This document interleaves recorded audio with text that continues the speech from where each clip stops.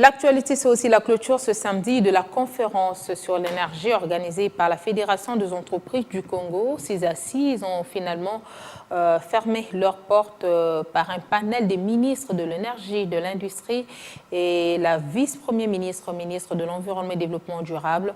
La feuille de route a été adoptée. Plusieurs recommandations ont été formulées au cours de ce rendez-vous annuel avec comme objectif de capitaliser cette rencontre en vue de relever le défi de l'électrification en République démocratique du Congo et booster son émergence.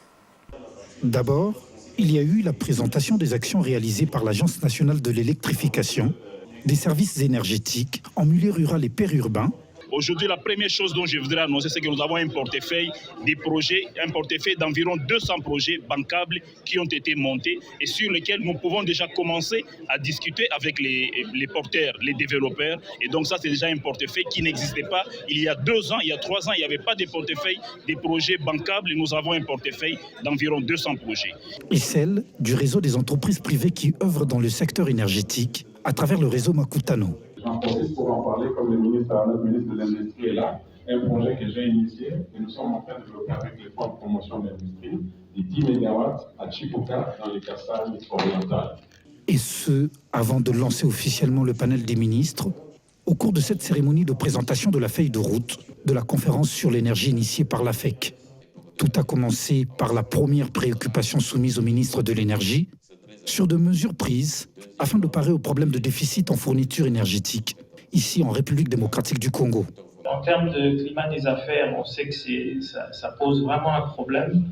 Il faudrait que nous soyons beaucoup plus efficaces, beaucoup plus rapides dans la gestion des demandes. La SNEL, aujourd'hui, après plusieurs années, bénéficie d'une revue de tarifs.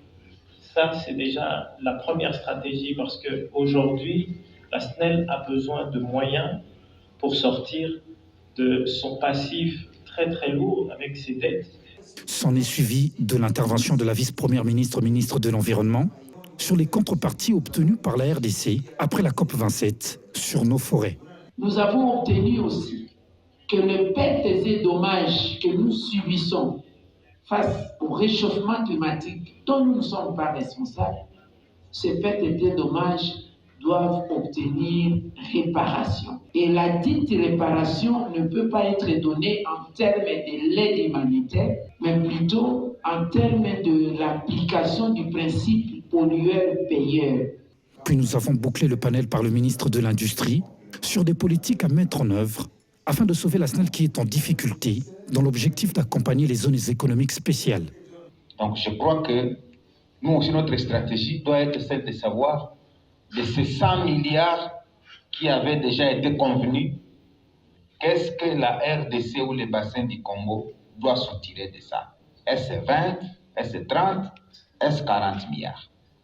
Comme ça, on sait que par an, on injecte ces 40 milliards en compensation du choc que nous amortissons par rapport au réchauffement climatique pour financer les secteurs énergétiques en République démocratique du Congo. Un rendez-vous annuel initié par la Fédération des entreprises du Congo pour relever les défis de l'électrification de la RDC.